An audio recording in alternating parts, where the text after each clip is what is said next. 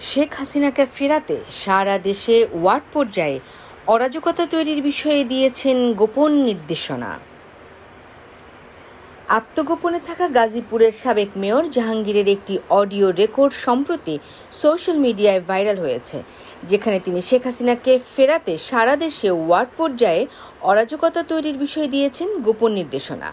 দেশের মধ্যে বিশৃঙ্খলা সৃষ্টি করতে নিজ কর্মী সমর্থকদের প্রস্তুত থাকতে বলেছেন। 11 মিনিট 9 সেকেন্ডের ওই অডিও রেকর্ডে জাহাঙ্গীরকে বলতে শোনা যায়, পৃথিবীর কোনো শক্তি আমাদের বাড়ির মধ্যে গুছিয়ে দেবে না।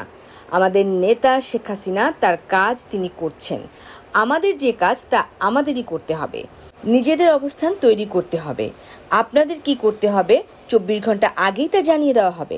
যা বলা হবে আপনারা নিজ নিজ জায়গা থেকে পালন করবেন। দ্রুতই আপনাদের সিদ্ধান্ত জানানো হবে। তিনি বলেন, শকুনিরা দেশ দখল করছে, তাদের দখল থেকে রক্ষা পেতে নিজেদের শৃঙ্খল থাকতে হবে। আমাদের দলের প্রধানকে কিভাবে দেশে আনা যায় সেজন্য সবার মধ্যে ঐক্য, সততা ও সাহসের জায়গাটা থাকতে হবে। আমরা 1 লাখ মানুষ যদি একসঙ্গে হই, কোনো শক্তি আমাদের দমাতে পারবে না। ওয়ার্ডে ওয়ার্ডে নিজের অবস্থান তৈরি করতে পারলে সারা দেশে অবস্থান হয়ে যাবে।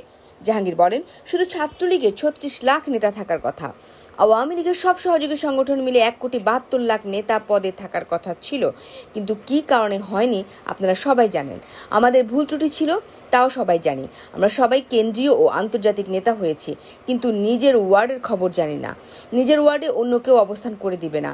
নিজ নিজ ওয়ার্ডে নিজেদের অবস্থান তৈরি করতে হবে, তাহলে সারা দেশেই আমাদের অবস্থান হয়ে যাবে।